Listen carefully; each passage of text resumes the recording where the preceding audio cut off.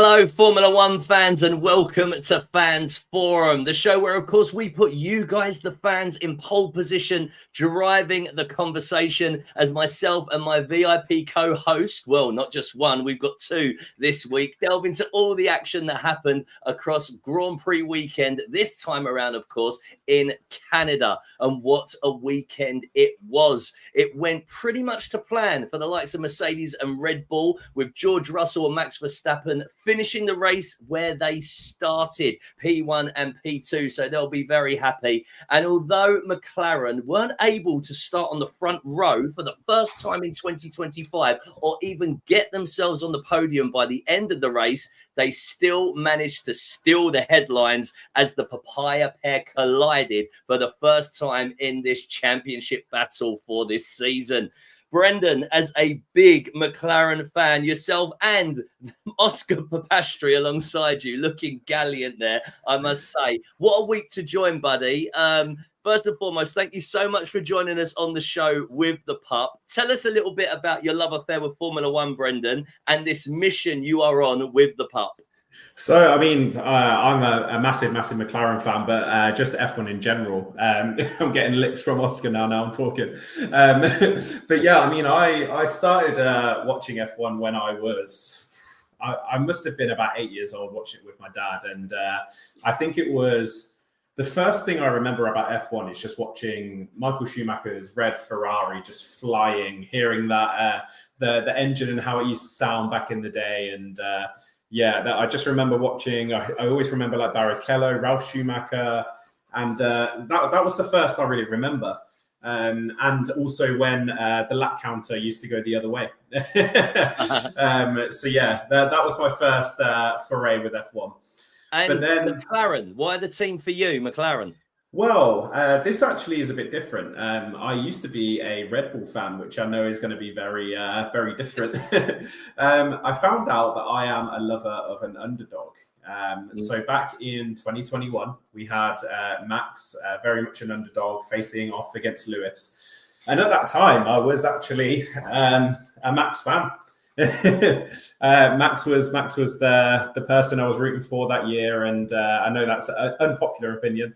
But when the Max dominance started happening, I just sort of lost interest. And I think I'm fans of underdogs, which is why when Oscar Piastri came on the scene, I love Lando Norris anyway, but the story of Oscar Piastri and how he has gone from rookie to possibly world champion. That just really excites me. So yeah, McLaren, I just love in general. They got the best driver pairing, and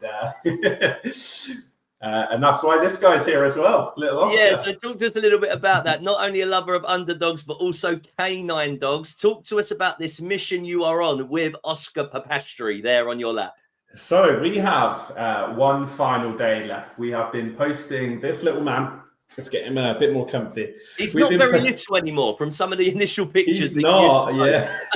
He used to be right next to me, and I could hold him in the palm of my hand almost like this as a little puppy. And it's been lovely to watch him grow up, but also everyone see him grow up, which has been really nice as well. And we are now on day 80. The plan is, and the thing... The thing we're trying to do is... That's what he wants to do to Oscar Piastri, right? He just wants to do He's giving me a good... He likes being on the podcast. But day 81 has always been a thing where, you know, we could post this forever. We could keep going, but it'd be lovely, day 81, Oscar's driver number, to be the day where they finally meet. So we have one more day, day 80, which is going to be a big one. We're going to try and do something pretty special for it. And then hopefully that'll be the last foray. And we finally get that meeting. We've done a lot along the journey. Nicole Piastri, inducting him into the family. We've been to the MTC. We've had pretty much every one of McLaren's sponsors, as well as Piastri himself, interacting. So we just need the meetup to happen, and that's it. Well, listen, buddy, it's been a pleasure to meet the pup. But I'll tell you what, I'll let you get him back relaxing himself, and then we'll get your full focus on the podcast.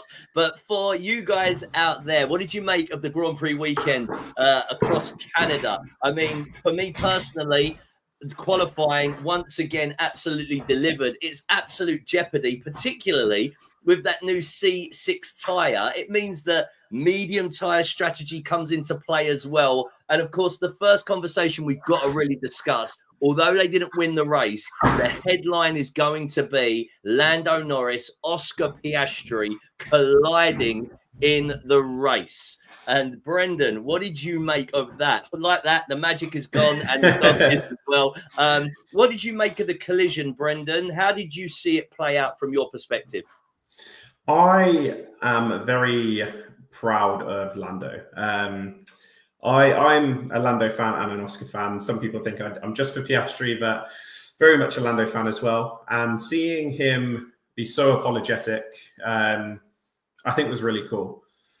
I love that they are allowed to fight, but I do think that Norris made a mistake there. And it's often my criticism of him is I think he can be great and he can be a world champion, but it's always in those moments that he seems to falter. And I just hope that he can get over that and be a world champion one day. Well, yeah, the difference, I guess, between those that do and those that don't, it's how close you can get to the limit, right? And we're going to get into the psychology for Lando, who it feels like he's going to beat himself up a little bit again about the decision-making process. And then Martin Brundle also as well saying it was very clumsy. A few weeks ago, Jacques Villeneuve saying Lando puts too much pressure on himself. What do you think is the issue for Lando Norris overall, that he at these critical moments isn't quite getting it right? I think sometimes, and I think he has said this himself, I think Lando sometimes worries a bit too much about his perception and how people view him. What I love about Lando is the fact that he is so open about his feelings, and although he shouldn't maybe put himself down as much, I'm glad that he is being open, and I think it's quite important. Someone said that it will never be a world champion with this attitude, and I think his response was, "I'll be the first world champion with this attitude."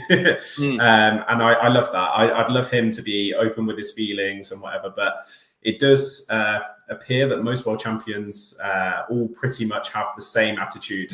So it might just be that thing that lets him down in the end. Yeah, he would be a very contemporary champion with this kind of mindset, wouldn't he? And, you know, how we see things in society nowadays. But at the same time, like you just mentioned, maybe there is a mindset required of a champion. Now, another thing that Martin Brundle said in the article I was reading, that it's the balance of Lando either has a dominant weekend or it's pretty catastrophic. Now, this one has ended up being catastrophic, but he did almost rescue it from a good race performance. But even qualifying to only manage P7, why is that happening for Lando? Because we don't see it on the other side of the garage with Oscar, do we? It's a lot more consistent. I think Lando is not worried about anybody else but Piastri at the moment. I think his biggest thing is not being second to his teammate. He's been number one in that McLaren seat for so long, and even with Ricciardo there, he's always been sort of the number one driver there. So I think it's hard for him to see somebody come in, a rookie, and start outperforming him, and people saying he's going to be a world champion. That must hurt for Lando. And I agree. I think when Lando starts further back, he has incredible weekends. He is absolutely incredible. When he's chasing down, he's really good. It just appears when he gets to that final person, we've seen it in Austria last year with Max and a few other occasions. When he gets to that last person he needs to overtake, it doesn't feel like he has that killer instinct. Yeah, there's a few interesting comments from Lewis and JSR Jono talking about fish. I mean, do you know anything about that link, Brendan? Yeah, I mean, if you don't know the law, Lando, I believe it was Carlos Sainz, they were doing an interview, talking a little segment where they had some fish. It's like, oh, I can't eat fish.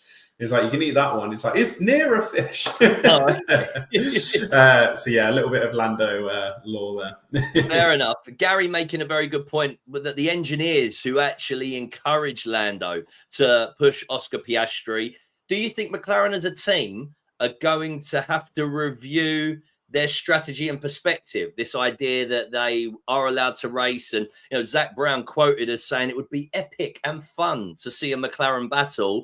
Do you think that those kind of words would have been used this morning at MTC?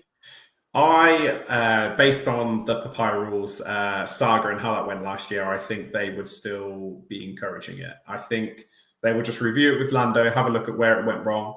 I mean, let's go back and look at Lewis. There's hammer time for a reason. They encourage him to overtake and be fast all the time, but Lewis never made the mistakes. So yeah, I think they should still be encouraged. I do think there's a point in the season where eventually it does become papaya rules where they're not allowed to overtake and they should prioritize the leading driver. But we're a long way off that yet. So for you, is that a particular race point, a particular round that happens, or is it a gap between the drivers? At the moment, 22 points separate the McLaren pairing. What do you think it would need to be before a decision was made? Or do you think it goes to, right, there's only 3-4 races left, we're now going to favour X? I think the reason, I mean, there was quite a few reasons, but the reason Lando didn't get as close in the end last year was because they didn't make that decision quick enough. I feel like if there is a substantial, I don't know the points difference. I mean, 100 points is only 4 races if there's 4 DNFs. So yeah. But I would say at some point they need to go, okay, the points difference is this much. I think we need to start prioritizing. If there is a genuine world championship shout here and we think someone could win it, then we need to prioritize them. Yeah, Gary just backing up my stats there. Thanks, my man, Gaz. He's our Cheers, Gary. every week. Brendan does a great job and always showing support. So thank you there, Gary. Love it. Why didn't we see the performance in this race of McLaren, Brendan? Particularly because it was hot temperatures and we expected this secret McLaren tyre whisperer mode that they've got to really give them an edge. But we didn't see any movement, particularly from OSCAR Piastri at the beginning of the race. When you consider that he was on new mediums, everyone around him, well, the front two were on used, and he got overtaken by Antonelli. What was the difference this weekend when we saw the previous time out in Barcelona that they were dominant? It feels like they just never got it hooked up from FP1 all the way through. I mean, Oscar said in the post-race interviews that even in qualifying, they all had their hands up and just went, I think this is what we go with in terms of setup. And I think that is crazy enough. But I think they just didn't learn enough the first couple of sessions. There was new parts on the car in the FP1, different suspensions that they were trying out. So I think they just didn't allow themselves enough time to actually focus on their race pace and how they were going to be. So perhaps hindsight, I know, is a beautiful thing, but do you think the team maybe would have used FP1 more effectively for Canada's weekend? Maybe they got a little bit too confident, shall we say? I would probably say so. I did see someone say that it's not usually a strong McLaren track, but don't quote me on that. So yeah, FP1 could have been utilised a bit better, I think. And still the favourites for you as well, and OSCAR Piastri for the World Championship? Absolutely. I feel like even with Lando chasing him down and him chasing up to Antonelli, I honestly do think, obviously hindsight's a beautiful thing, but if there wasn't as much traffic in Canada, I do believe that Piastri would have taken Antonelli in the end. But then because of that traffic, Lando caught up to him. He had to focus on Lando. So I do feel like that traffic was a big decider, but hindsight's a wonderful thing. And they've got a guaranteed for you 1-2, the world champion Max Verstappen. Will he have something to say about that? Or do you think that the performance of the Red Bull isn't going to be there for the rest of the season? I don't think it's a guaranteed 1-2 for McLaren. Constructors, I do. I think that even at this point, I could confidently say I think McLaren will wrap that up. But the Drivers' Championship, I mean, even at this point, Russell could have a shout at it. I mean, he's been Mr. Consistent. He has every single weekend put that Mercedes on the podium or a roundabout somewhere. He's always been up there. And it's those people that consistently do that. You know, what's it? The bunny and the tortoise. The tortoise is, that's it. So the tortoise is slowly going there, and he's stacking on the points. So who knows? Yeah, Chloe making the point that she thinks that if both McLarens had qualified better, we could have seen a different end result. I guess she means really on the podium and perhaps who would have won the race. Max Verstappen, a very difficult character to overtake. And Antonelli also showing his value, maintaining P3 for the majority of the race. But then also Chloe saying that she thinks it will make things more interesting towards the end of the season. So like many of us, just enjoying the competitive nature, not only that exists within the McLaren team, but also exists across the grid generally.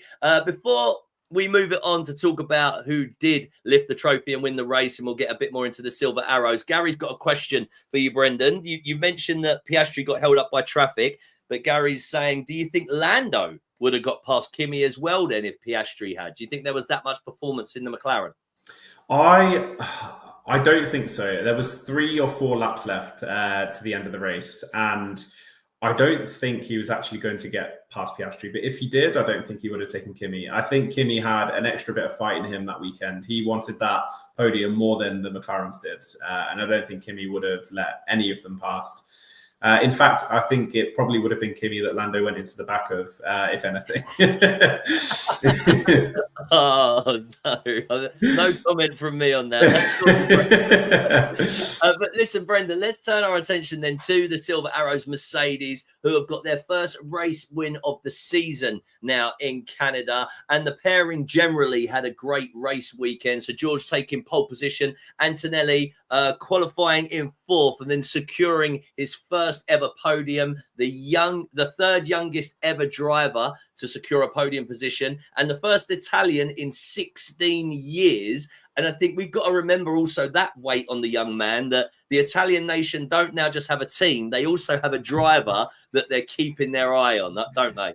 Yeah, absolutely. And I fortunately had the pleasure of meeting Kimi in person back in Miami. And all I can say is that kid has a heart of gold. And if anybody deserves to be on that podium at his age, it's him. Like he is absolutely stellar as a person. And George himself, as I said, he's just so consistent at the moment. He always puts that Mercedes on the podium somehow, some way. He always gets on there somehow. And I just think it's been really good from him as well.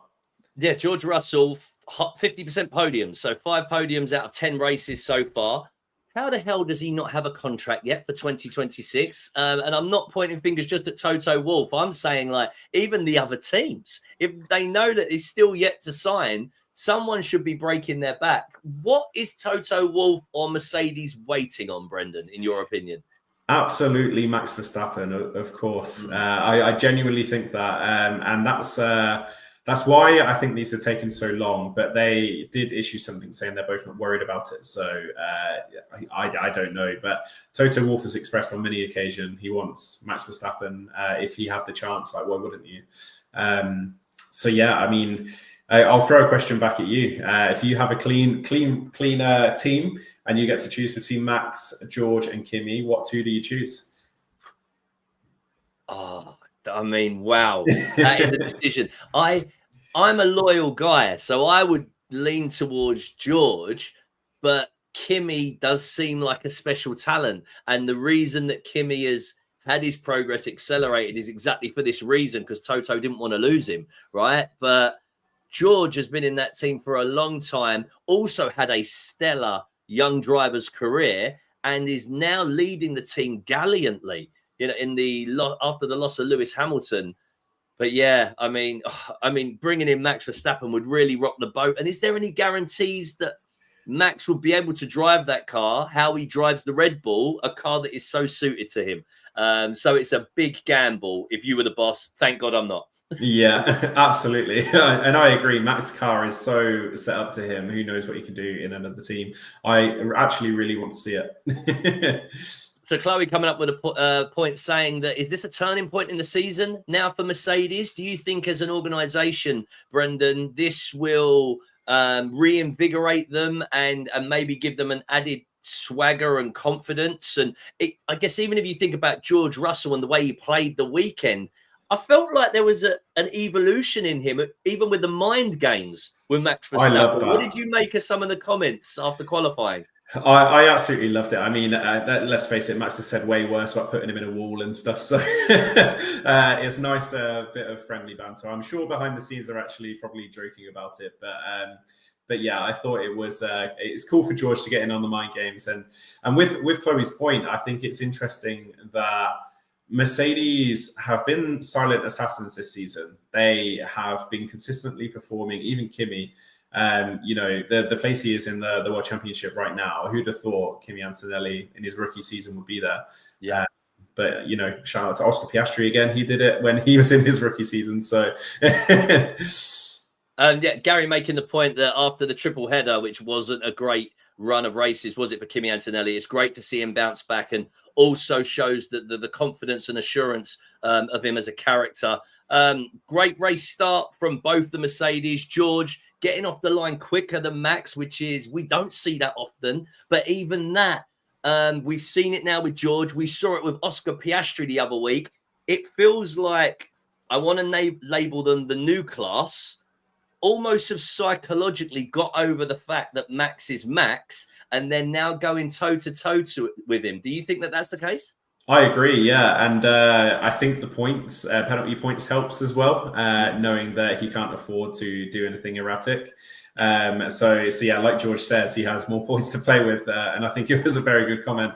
But I think, yeah, Max hasn't lost his edge, but I think people have found out that Max very much loses his cool and doesn't perform as well when he's angry or upset. So if you overtake Max, he's not happy. I think he has lost his edge of people not scared to get near him and stuff like that. A question from Ewan: is George Russell a future world champion for you, Brendan? I guess, and also, does that matter? Does it matter what car he's in? So, is he a future world champion? Let me ask you firstly, at Mercedes, or could he be a future world champion elsewhere for you? I think if he's going to do it anywhere, it would be Mercedes. I think if Mercedes continue on the trajectory they're on right now, then yes. New regs is going to change so much. George is a TBC. If we asked this question a year ago, I would have said a solid no. I think he's a very good driver, but I don't feel like he has world champion potential. This season, they've got a pretty quick car. If George was in the Mclaren, I think he would be going toe-to-toe a little bit more equally with Oscar than Lando is right now. Okay, interesting. Yeah, it's that's one of the beauties of F1. Like, you never know, because people don't have the exact same machinery. We'll always wonder. All right, I know that, I think it was like the late 1980s. They used to take them and put them in like a stock car series where they were all together. And sure, they call it Race of Champions or something like that. But yeah, now I don't think that many of them would actually want to do it. Do you think that they would like to prove themselves, or would they be too worried about how it would pan out? I seen a very interesting video of Max Verstappen and GP, his race engineer, doing a sim race. So Max was GP's engineer and was teaching him how to go around Silverstone. And I think, let's go the other way. Let's have all of the drivers coaching their race engineers and have a race of them around the track. I think that would be great. Brilliant. Yeah, that would be fantastic. Or we could, I guess, at some point, probably the worlds of esports and reality will merge, and these kind of things may well happen. I did a lot of work with Cisco earlier in the year, and they support heavily the Mclaren esports team. And there's a good feature with Oscar and Lando with the esports drivers. And I guess those worlds will merge more and more. And who knows what the future of entertainment will be. But listen, Brendan, we're getting close to almost halfway through the show, and we've only covered 2 teams. Let's push it forward a little bit. But it's always good to chat deep in conversation about these subjects and also engage you guys out there. So any comments you want to make, put them to us and I'll pose them. I might answer them on the odd occasion. We might get Brendan to answer them. But the Red Bull duo, let's start quickly with Max. We've already touched on it there, going toe-to-toe with George, and, the new class really standing up for themselves now. What did you make of the Red Bull protest post-race? And I think it was about 5 or 6 hours until the appeal was actually kicked out. So do you think they'd have been worried at Mercedes, or was it just nonsense? I think it was just nonsense. Yeah, I think it was a bit silly, but that's what this sport is about. It's about those mind games and teams, fighting for every point in every position. And we see it when there's impeding qualifying. They're straight on the radio trying to get them dropped back a few positions. So I think that one particularly was a long shot.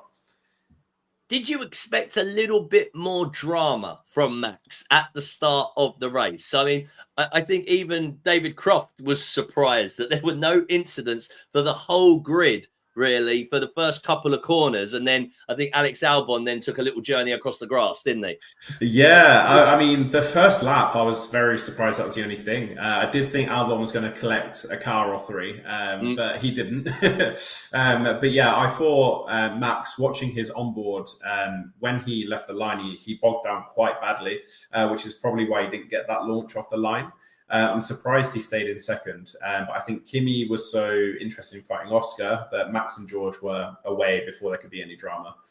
So I think if cars were closer, I feel like turn one would have been a different story. Yeah, Max did get quite lucky with the launch of Kimi, which kept Oscar very busy for those first couple of corners, and then the young Italian actually getting the better of the championship leader. Other side of the Red Bull garage, Yuki Tsunoda.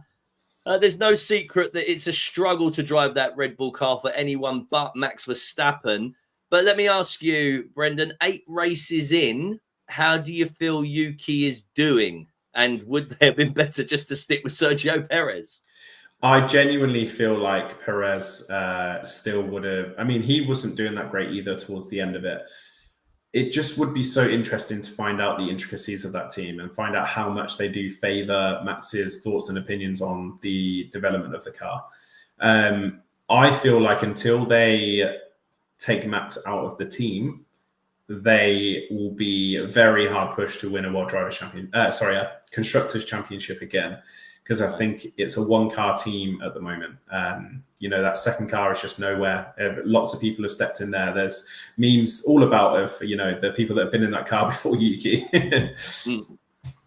And okay, so what about even the change from Liam Lawson? Do you feel that there's been an improvement from Lawson with Yuki coming in? And if we look at particularly this weekend, it was only qualifying 11th, and then he got moved towards the back of the grid because of a penalty, which seemed harsh. You get your opinions on the penalty as well. What did you think of that when Oscar was crawling around the circuit? Do you think it's rules are rules? Yeah, I mean, it's so hard. I don't think he should have got the penalty, but I do think the rules are rules, and they are told so strictly to follow them. And if they let it slide one time, then other drivers would take it to their advantage. So they just have to apply it every time. Too true. Yeah, not just take it to their advantage. They would ride that grey area. Absolutely. Yeah, absolutely. Chloe's jumped in again and just saying she thinks Yuki would have scored points this weekend if it hadn't been for the penalty, which I think is a justified opinion, Chloe. But what is the remit, Brendan, for Yuki to keep that seat for you next season? Will he keep it anyway, or is there a prerequisite? I don't think there's even a prerequisite that Max will be there. It's going to be so interesting to see what happens with Red Bull. I would place my bets at this point on neither of them being there, or maybe Yuki taking the seat. But I don't think anybody's done enough to prove that they should be in the number one Red Bull seat apart from Max. And I don't think depends where the cars are next season. If the Red Bull is a rocket ship again, then of course Max will stay there. But we don't know, do we? I mean, if we look at the beginning of this new ground effect era and what happened in initial testing when cars were literally digging parts of their floor out because they realized that they got the ground effect so tragically wrong. I mean, a new vehicle is coming onto circuit and we won't know until it hits it in reality who is the team to watch. And of course, with the likes of Adrian Newey moving behind the scenes, there's other teams to watch out for that aren't currently amongst the top 4. Craig making the point that he thinks that Max is in fact the driver of the season. The car is clearly terrible. And he is always in and around it, isn't he, Brendan? He's never like too shy of a performance any race weekend. Agreed. And I think, again, put Max in the McLaren, I think he would be doing better than Piastri. And that's me knocking down my boy there. But I feel like if Max was in the McLaren, he would be flying away with the championship with Piastri there with him. But even with this unique driving style that he has. I feel like he could take any car and do well. If the car is fast, I feel like give it a race or two and he would find out how to drive it. So let me pose a question to you next then, Brendan. Moving on. I'm starting to laugh because I already know the question I'm going to ask. What would happen if you put Max Verstappen in a Ferrari currently? Oh, wow. That one is a hard one. Because Lewis Hamilton and Charles Leclerc don't seem to be having the best of times. Is it because of their racing ability, or is it because there's a serious issue with that car that no one could resolve? I think this season the car is slower, just in general. My opinions on both Leclerc and Hamilton right now are probably about the same. If they've got a fast car under them, they will utilize that and be the top of their game. They will be unbelievable in quali, in the race. But when they don't, and I found this with Hamilton in recent years at Mercedes, when they don't have a fast car, it's like they just give up. It's not like they try and get every ounce out of it and try and work around it. And the reason I say this is in qualifying, Leclerc made a very, very easy to see driver error where he got in a bit of dirty air, oversteered. Instantly, he was blaming something else. And I feel like that's just frustration coming out in the car or his own driving currently. So yeah, that's my opinion on. There's some interesting calls in the chat box. Ewan saying that he thinks Verstappen will be at Aston Martin in 2026, and Chloe posing us a question. Here we go. So if Max did go to Ferrari, which one of the current drivers would be his teammate? That is a brilliant question because we know that they moved the earth to get Lewis Hamilton, and I can't imagine what it would cost them if they wanted to say to him, see you later. So yeah, let me pose that to you, Brendan. So 2026, Max Verstappen has decided that the only team he will race for is the Scuderia. What do they do? I need to ask, is there a budget here? No, limitless money, just like Lewis Hamilton. Then we just have to have a Leo Messi, Cristiano Ronaldo playing for the same team. I feel like Max and Lewis on the same team. Let's put them both in and see what happens. Because I feel like that would be epic. And that would really settle it. Who is the better driver? Yeah, and then maybe off the back of it, we could review the 2021 season finale and say, okay, well, whoever wins this, winner takes all and takes that championship. Yeah, I agree, and that's how it should be. A one-lap battle to the end. Oh my god, that would be so fun. Craig disagreeing with us though, saying there's no way Leclerc is leaving Ferrari. In reality, Craig, yeah, we absolutely agree with you, but we can't see that Max would be going to Ferrari. But it's just fun to pose these scenarios, isn't it? But moving the focus back to real-world Ferrari, Brendan, and their woes. The performance this weekend, what does that do to the spotlight on Fred Vasseur? Because we're hearing a few things. There's links with Christian Horner. Fred doesn't seem the cheeky, cheerful chappy that he usually is. Does this weekend's performance help or hinder? I think the Ferraris aren't actually performing that bad. There's been the odd strategy call here or there, and the drivers not doing as well, picking up damage. And the DNFs back in China, I think it was. The disqualifications. But I feel like Ferrari aren't doing too bad. I feel like they just need to pick a few things here or there and they'll be performing. I think Fred maybe is under a bit of pressure to make that happen. And that's why it's happening. I don't think Fred will leave that team. I feel like what Lewis and Charles said is right. He's the person to lead that team on.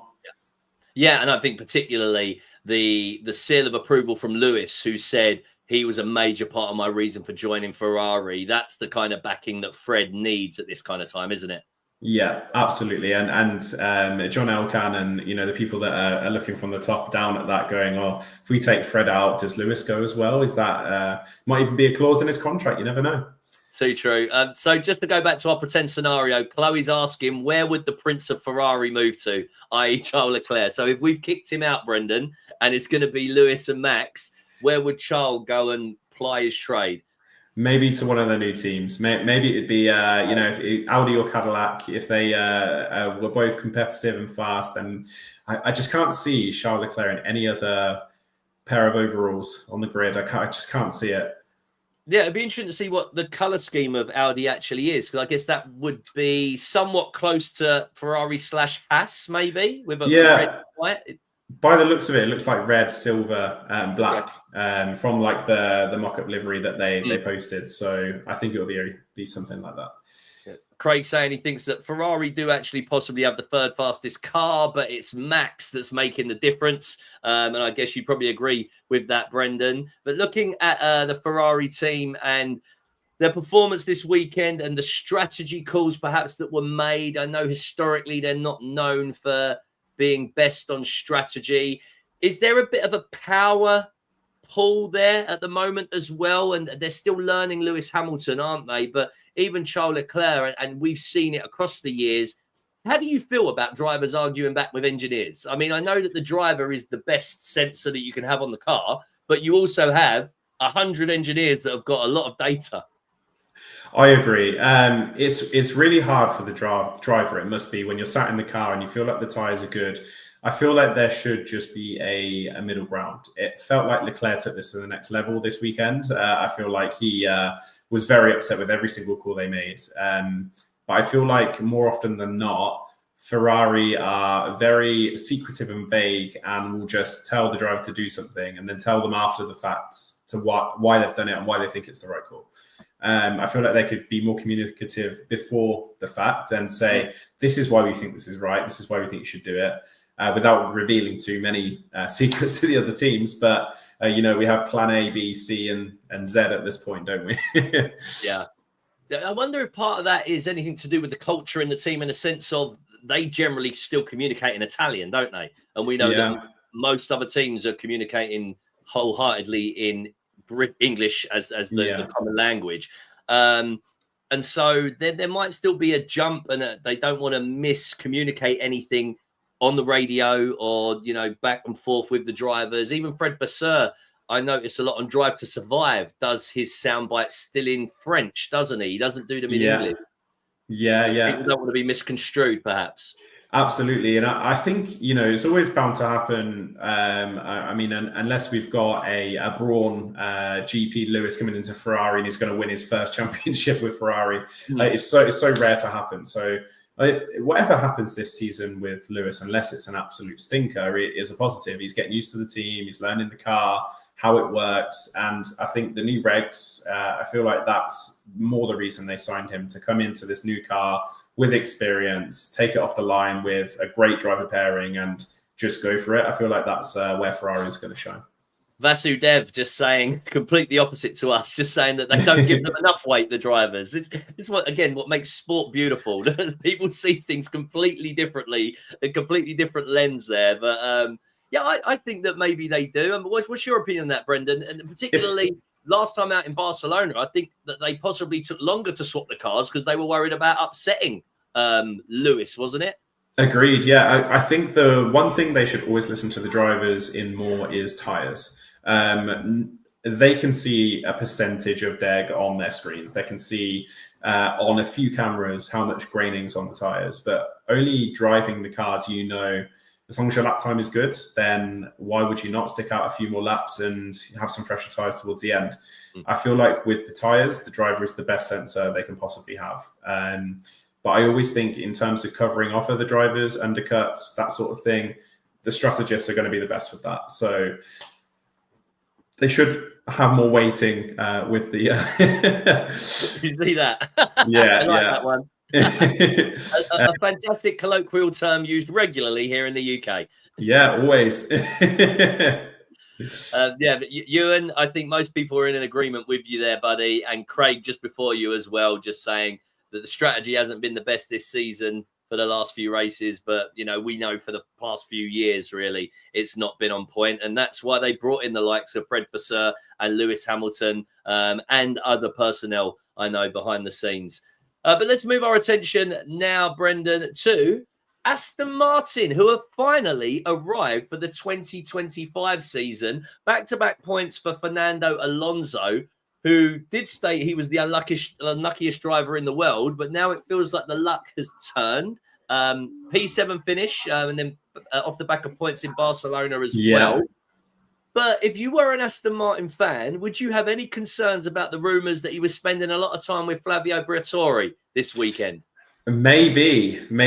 That's a concern. But with Fernando, I am a massive fan of Fernando. He's actually in my top 3 drivers. He is one of the people I absolutely love. I'll always quickly, on a side note, remember the drive where he defended Lewis to allow Max to get ahead. I believe it was in Hungary.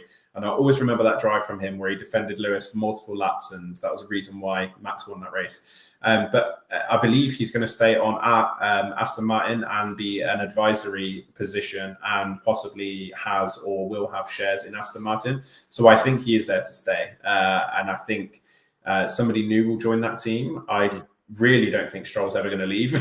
So, I think that's how it'll go.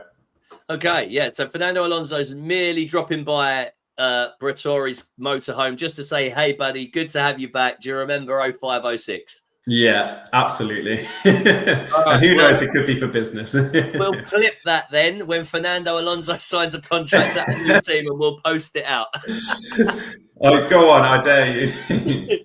So Craig, we're going to let Craig lean over towards the other side of the garage there, Brendan. Lance Stroll. Craig saying, don't get me started on him. What do you think's going on with Lance? You've just mentioned, Brendan, that you don't think Lance will ever leave the team, but he clearly isn't very happy at the moment. There's this whole wrist injury scenario that we don't know quite the details on. It feels like he's come back immediately after surgery on this wrist. Can he possibly be at his best? But at the same time, Brendan, can he afford to let anybody else in that car in case they perform? Absolutely not. I think that's his main worry. And I feel like the best thing Lawrence Stroll could do at this point is say to Lance or another team,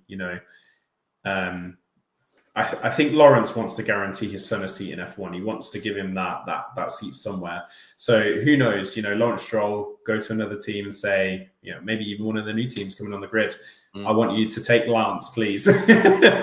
And they can allow somebody else to come into Aston, because I think that is going to be their biggest kryptonite is Stroll still being there. Let me pose a question to you, though, Brendan. Could it actually do well for Lance to move elsewhere and have the heat off of him? We got to remember, as a young driver in a Williams, there was some performance in there. He is one of the also youngest to ever get a podium between Max and Kimi Antonelli now. So he can perform, but it just feels like the whole setup around him there at Aston Martin, people, what are they? They're not pointing fingers at him, but they're just, there's the whispers, and he just looks like he's very upset a lot of the time there. I think he is a victim of his own things sometimes. In China, I think it was when he went into the back of Daniel Ricciardo because he wasn't looking in front of himself. And there's a lot of things that he doesn't do to help himself, which is why I get upset with him. And I believe if his dad wasn't the owner of the team, he wouldn't have as much heat on him either. But I do genuinely feel like he would perform better than he does at Aston if he was somewhere else. Yeah, so just some of the guys here just saying that they think that maybe the team should focus on developing Felipe Drugovich. He's been out of a single seat race now for quite a while, hasn't he? Since did he win 2022 the F2 championship?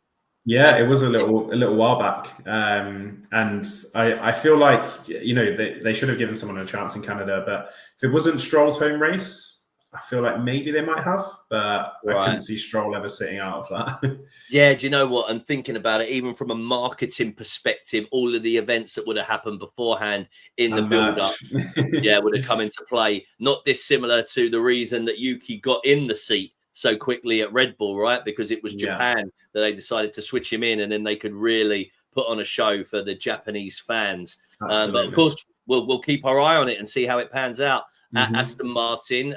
Just off of the back of what Chloe says here, Brendan says she doesn't think that they'll get a podium though this season. It's all eyes towards 2026. Would you agree, or could Fernando Alonso hit a purple patch now? Yeah, I actually disagree with this one, Chloe. Sorry about that. But yeah, I feel like there could be a race where we see Alonso be, absolutely incredible. He has a race a season where he just comes out of nowhere and absolutely storms it. So I'd love nothing more than to see an Alonso podium this season. I do feel like there could be an anomaly race in there somewhere.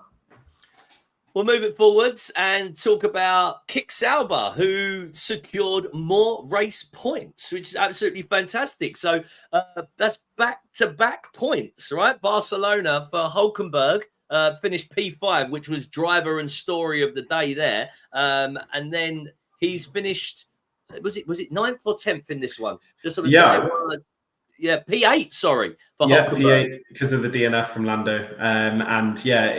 Honestly, Nico Hulkenberg is having one of the best seasons he's had in a long time. I think it was 5 years ago, was it, that he had his last podium or points? And I think he has done absolutely incredible this season. And what a way to set himself up for his next team. I think it's brilliant. Yeah, he's definitely going to be leading Audi, isn't he, as an outfit? And I know that Bortoletto's got a contract for the first year of Audi as well, which is really nice to hear because he's a young rookie in a car which doesn't have the performance of others. And even the stat I always like to mention with Bortoletto, he had no free practice sessions before he was announced as an F1 driver. Wow. So I think he's the only one out of all of them, the rookies this year, who had never stepped in a car and then obviously did some testing of previous cars with the team, but had never stepped in a current car at some of the other drivers. But what does the Hulk's performance do for Bortoletto? Does it again maybe tweak the expectation for the young man? I disagree. It's his first season, and people know, like Bortoletto, he won F2. He was one of the most incredible drivers on the grid, but we've seen it in years before where there is many drivers that are incredible in F3, F2, absolutely storm them. But an F1 car is a different ballgame entirely. It's a completely different setup. It's a different, engine to drive. Like it's just so different. So when they step foot in that car, it's like a fresh slate. You have racecraft, but it's a completely different car. So I feel like that separates the best drivers. Yeah, well, the quote I always love from most of them after their first free practice sessions, it's not about the speed of the car, even though that is amazing. It's about the lack of trust in the brakes. The car is so quick that even though they've been driving F2, they can't believe that the engineering is going to be able to stop all of that pace. And when I'm speaking with fans about F1, I do say to them that the fantastic capabilities of this car from 0 to 100 kilometers or even 100 to 200 is absolutely amazing. I think it's 100 to 200 kilometers in under 2 seconds. It can go from full speed, 320 odd kilometers, down to a standing stop in under 4 seconds. That's the potential of the braking systems in an F1 car. And perhaps, you would have to do it to actually believe that is possible. Yeah, and sidestepping to the second Red Bull seat, that fear to drive the car how it's meant to be driven, that car is meant to be driven to its limits. And if you're a nervous driver in that Red Bull on this high sensitivity car, the way Albon describes it, if you're nervous at all, that's you spinning, that's you going. And when Perez lost his confidence, that's exactly what he did. He was in the same car and performing very well, and it all changed. That's an amazing point and link that you've made there, Brendan, in fact, thinking about that. Yeah, really, really good one. Chloe's just coming in and saying that she thinks that Bortoletto will come into his own in 2026. So, after his performances in F3 and F2, he's definitely going to score some points before the summer break. Well, hang on, is that only 3 races? I think so, yeah. That's a big call, Chloe. And again, it's one that perhaps will clip it up, if it comes in, and we will give you the props you clip this, Chloe, don't worry. What do you think, Brendan? You think you can pull it off in the next 3 races? So what is Austria? Austria. And then there's one more. It's whatever's at the end of July. Off the top of my head, I can't think. Austria, Silverstone, I don't think so. The third one could be an anomaly, but those 2 tracks, Austria, Max is always up there, and I feel like the rest of the grid is quick enough to keep him out of the top 10, but we'll see. Who knows? Upgrades change cars. let's push it forwards. Maybe the team that are outperforming expectations this season, Brendan, are Haas. They currently sit P6 in the championship. I think their team boss, Ao Komatsu, will be very happy with. And our previous guest from last week, Henry, the Haas chap, I saw his post today where he was saying he was going to deal with all the Esteban Ocon haters. What have you made of Ocon's performance? He's really coming into his own in the team, isn't he? He is, and it must be such a liberating feeling for him, especially seeing everything that's going on at Alpine, to have left that team and be well clear of it. So more props to him and the way they sort of got him out at the end of last season. I'm very happy for Esteban, and I have always been a massive fan of Esti Besti. Maybe not in the last 2 years. I feel like he made a few questionable decisions at Alpine, but I really hope he continues to do well. Yeah, great way for the Haas outfit to celebrate their 200th Grand Prix with points once again. Did they get points in the last race as well? I think Haas. So because they had a nice little stint and then they went a few back to back, and it was like, oh, okay, was that just a little purple patch for them? Although, if we look at the other side of the garage, Oliver Behrman, he did have the 3 races back to back scoring points, and now he really seems to be struggling, Ollie, to put a weekend together. Why do you think that is? And is he falling perhaps below expectation after all the Ferrari hype and what he did when he jumped in last season? I think still it's a new car to him. It's still a new car this season, and he's learning it just as the same as Lewis is at his team. And, you know, a first season in a car, I'll never, ever judge someone too much on it. Only if they're, again, having an absolute stinker. But races are won and lost in little moments. And Behrman following cars was, you know, sliding here, there and everywhere. That puts you, 3-4 seconds behind the car, which could be the difference of getting that DRS and getting past them and not completely and falling back. So you have to, be on it 24/7. Just consistency. Even if you're not fast, having that consistency can help you win races, overtake people at least. Yeah, another really good point there. We take for granted how compact and tight and difficult it is in the midfield in races. And, with people vying for positions, vying for vital points in a race that could then culminate in a constructor's finish at the end of the season that makes all the difference to a small outfit like Haas. Some people maybe drive a bit more with their elbows than others. And we possibly do take that for granted. And when you're a rookie, it must be difficult trying to manage that with even, I guess, when we look at the pressure of someone like Mick Schumacher, who came in as a rookie at Haas, and we basically know he lost his seat because he collided too much, right? Yeah. And one thing I think we take for granted is how well Max did in a rookie season. And everyone seems to have this template that's how he should come in and do it. And I don't feel like it is. They're a rookie coming in, and they shouldn't be, scoring points every weekend. They shouldn't be, coming in and finishing on podiums like Kimi did. That is absolutely incredible that he did. That's above and beyond what he should be doing right now. But a rookie coming in, if they're getting a couple of points finishes across the season and really settling into the team, then great. Consistency is the main thing. Always finishing around about the same place or better every race. A la Gabriel Bortoletto. He's pretty much doing that with slight improvements week after week. Yeah. Let's take a look at the Williams team real quick, my man. Difficult weekend for them. Alex Albon qualifying well and then not finishing the race.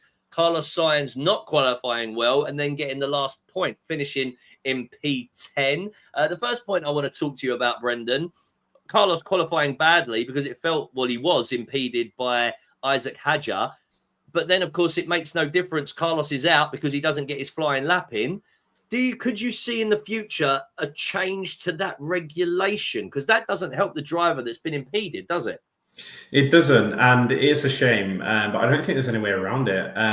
The way I would, I wouldn't say if I was the James Vowles, but if I was another team principal, I'd just say, well, you should have got a lap in earlier, because a lot of other teams did, and they put in a good lap before it was, the last part of qualifying. So I feel like if you are a team that you're going to be on that clutch point, you need to get out early. You need to get a solid lap in. You need to find your position on the track, get those tyres warmed up and go for it earlier. If you do that, then I don't see any reason why you don't make it through. Did well, though, to take the car from qualifying 17th to taking the last point. So had a solid race, Carlos Sainz. And how do you think he's settling in? You mentioned there about learning a new team, but Carlos seems to be doing it quite comfortably at Williams, doesn't he? Yeah, and same with Lewis and everyone else in the rookies. It's his first season in a new team. He's learning the car. I think he's doing very, very well. It will suck for him to see, the Ferraris, even Lewis and Charles. I mean, maybe not considering how they're performing, but it must be very, very hard to be kicked out of a team that you're performing well at. Controversial opinion, but I feel like he had more potential than Leclerc at Ferrari. But I feel like he won't be too upset about the decision at the moment. And yeah, just happy to be there. Craig, Gary and Chloe all feeling the pain a little bit for Alex Albon. What did you make of Alex's performance? I mean, he went off on the grass early on lap 1, didn't he? And then he had some issues with the car and eventually retired. But he's having a good season overall, isn't he, Alex Albon? What have you made of him this year, my man? Absolutely incredible. I think his first 5 races, he'd scored more points than his entire last 3 seasons. Yeah, that's right. Yeah. But that is incredible. He's doing amazing. And I think the mastermind behind it all is James Vowles. I think he's really pulled that team as a whole together and got them into an incredible position, the right mindset, the right team around them. I think that's where it all starts. And then the upgrades in the car are doing even better. And the last point on that is he made it very clear at the start of the season that they are not focusing at all on this year. They're already focused on next year and developing that car and the car to be performing as it is. I think that's amazing. With that in mind, then, what are your expectations of Williams for 2026 and the new regs? Although we don't know because it's a completely new car, but where would you expect them to be sitting? I want them, I don't know about expect, but I want them to be top 5. I'd love to see them in that 5th position. I'd love it. Behind McLaren, Red Bull, Ferrari, and Mercedes, I would say that P5 position should be there. So you want to see them battling Aston Martin's new supercar on a regular. Is that what we're saying? Absolutely. Okay, great stuff. We will again wait with bated breath. Just to recap the last 2 teams of the race weekend, neither scoring any points, unfortunately. First up, the Racing Bulls. But I guess we've got to say that because of the performance of the young man Isaac Hadjar so far, they'll be disappointed with this race weekend. He still maintains his record of being the only driver in F1 history to have never been eliminated in Q1, which I love. But also qualified well, had to take the 3-place penalty for what he did to Carlos Sainz. But P16 is worst finish of the season. Yeah, I feel like his weekend was maybe over from the point where he had that grid drop, lost a bit of confidence and didn't perform as well. I feel like he will bounce back from it straight away. I feel like he's arguably the best performing rookie. Kimi's in not a rocket ship, but a very fast car, so it's a bit easier for him to be doing well. But I feel like overall, Hadjar is probably performing the best. And what do you do if you're Isaac or his management team and you pick up the phone and you see Christian Horner? do not go. Absolutely, he needs to stay there. Same with Lawson. I think they just need to stay the whole season now, see it out with the Racing Bulls and see where they get to. So for you, Liam Lawson, you think he has a future with the Racing Bulls beyond 2025? What does he need to do? Again, let's swap it on his head because we reviewed Yuki 8 races in. What have you made of Lawson 8 races in at VCARB with only 1 points finish? Before Lawson left to Red Bull, he was performing very well on top of his game. Joining Red Bull was the worst decision, I think, and it really knocked his confidence. And even going back into the Racing Bull now, you've got Hadjar, who is, he's had a load of races there now. He's really settled with the car, and Lawson's come back and feel like he hasn't really found his place again. So I don't know. I don't think so. 2026. I think they could bring someone else in. Oh, wow. Okay. All right. So watch this space for Liam Lawson. And then just finally, they're a big team historically, Alpine, under the Renault family. I mean, we know that next season, Renault aren't even providing a power unit, but they have brought in a big character in the shape of Flavio Briatore to turn their fortunes around. How's he going to do that? And what have you made of the first big call that he made, which was to drop Jack Doohan and bring in Franco Colapinto? What have you made of Colapinto? And he's 4 races into his rumoured 5. Well, Colapinto, he can be a very fast driver. I've seen him in Qatar live, and you can see he has like raw pace. You can see it. I feel like he is too aggressive sometimes, and that he lets him down. But I feel like he has that raw pace. And the famous quote for me is, "I'd rather slow down a quick driver than speed up a slow driver." So they just need to, cotton him in a little bit, bring him in, and just say like, focus on his racecraft. And yeah, Flavio Briatore. I don't even know what to say about that guy. F1 is not the same sport it was when he was back turning teams around and winning championships. Completely different sport now. I don't feel like he can worm his way into situations that he used to worm his way into. So I feel like Briatore will be overregulated. Chloe asking if Alpine will still be called Alpine in 2026. I believe so. I've heard no different, Brendan, as for you, but they will be powered by Germans in the shape of Mercedes from next season. I don't know what that means generally for the whole future, whether it's just initially for these first regs changes or what, but it's got to be worrying as a organisation that I want to say the nation of France doesn't seem to be putting their effort behind wholeheartedly as they used to. And Chloe's also just saying that Franco should keep his seat. He needs to start driving like he did at Williams last season. I would agree, because he was scoring some points at Williams, and that was another tick box that Flavio Briatore has given him. Just looking at the other side of the garage, Pierre Gasly, I just feel that he needs something within that team alongside him. Otherwise, is he too comfortable, Brendan, perhaps? Maybe. It's the same as, maybe Max at Red Bull. There's nobody that's really... I feel like Max would be doing even better if he had somebody there next to him who was just as fast. So yeah, the same with Gasly. I mean, maybe we throw it back to the old times. Let's put Gasly in next to Max again and see how they go. Wow. Well, I mean, after leaving Red Bull, he did show them with a race win, didn't he?